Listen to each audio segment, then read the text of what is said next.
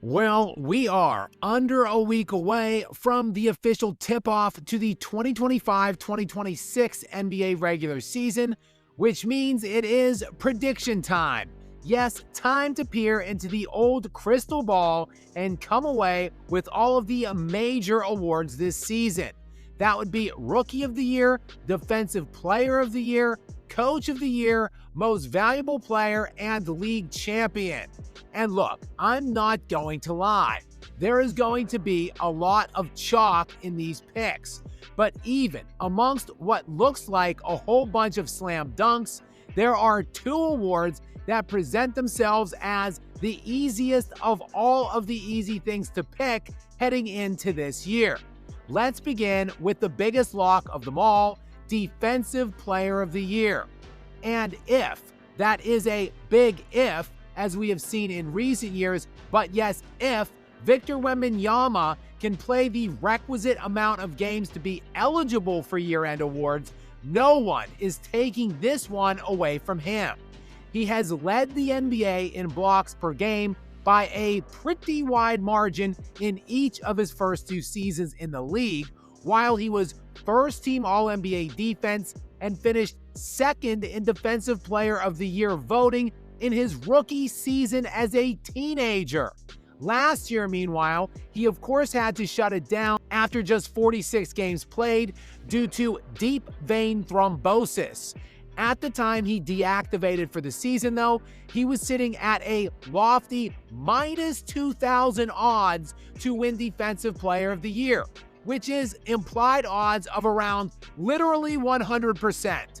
The only thing that was taking it away from him last year was injury, just as it is the only thing taking it away from him this season. In fact, he still led the league in total blocks last year by around 30 blocks, despite playing only half of the year. Yeah, that one is the lock of locks this season.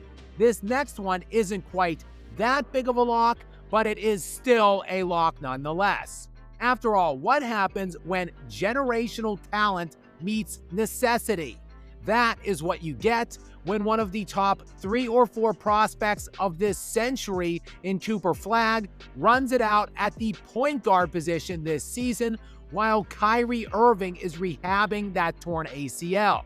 Cooper Flagg was the National High School Player of the Year as a junior. He was the National College Player of the Year as a freshman, and he will be this season's Rookie of the Year in the NBA. Book it. The combination of size, speed, athleticism, and usage makes it all but a formality that he will be taking this award home. And look, speaking of young studs, did you know there were 184 players last year who were 23 years of age or younger that appeared in at least a single NBA game?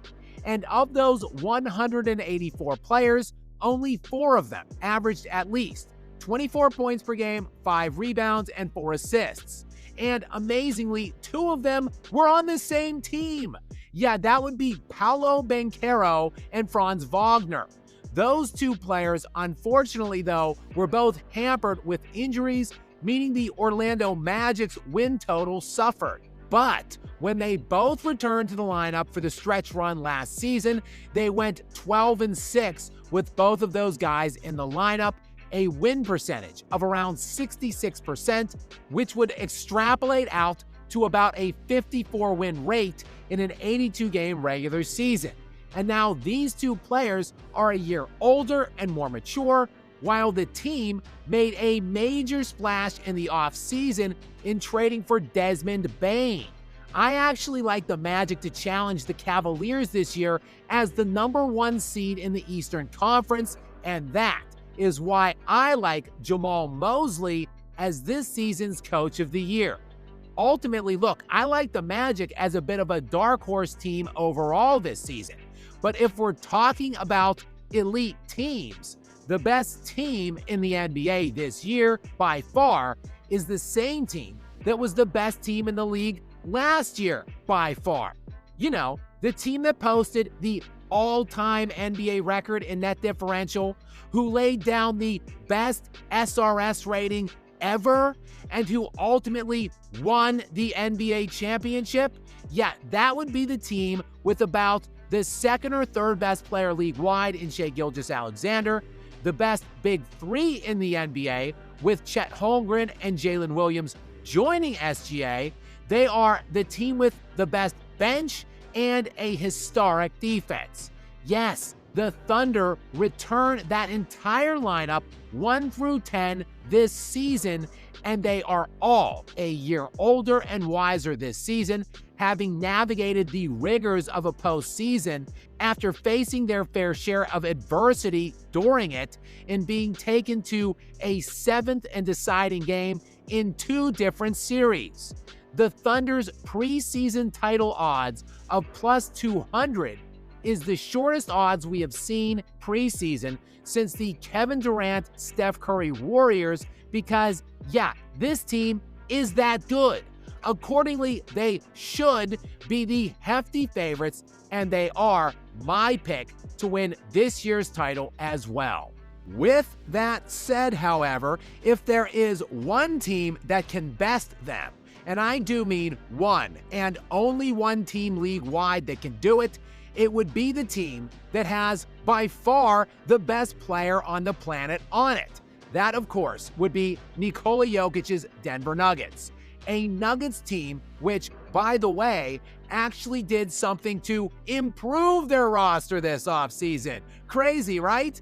They shed the putrid contract of Michael Porter Jr. for Cam Johnson, a clear upgrade to the starting lineup, and with the savings from that transaction, they substantially upgraded the bench as well. They even messed around and got Nikola Jokic an actual backup center. Translation: Jokic will no longer be taking a butter knife to an Uzi fight when he matches up against the upper echelon Western Conference teams. While I do not think it will ultimately be enough to topple the juggernaut Oklahoma City Thunder, let's call an ace, shall we? Jokic got absolutely robbed out of the league's MVP award last season. That would be for the second time in 3 seasons overall. He averaged a freaking triple-double, people, while finishing top 3 league-wide in points, rebounds, assists, and steals. And that was while dwarfing Shai Gilgeous-Alexander in the per 100 possession on-off metrics. This shouldn't have been a close vote last year. It should have been a resounding slam dunk for Jokic. And I think the off-season roster adjustments to this team give the Nuggets a better shot to finish a little closer to the Thunder's gaudy win totals this season. And that should enable Nikola Jokic to take home his historic 4th league MVP award by season's end. So while, yes, as I said, these picks are pretty chalky to say the least, I feel very strongly about all of these selections. And in about 4 days' time now, we will get to see how right or wrong I might be, because it all gets underway on Tuesday the 21st. So make sure you are subscribed with notifications turned on to stay up to date with more from me. Until next time, guys.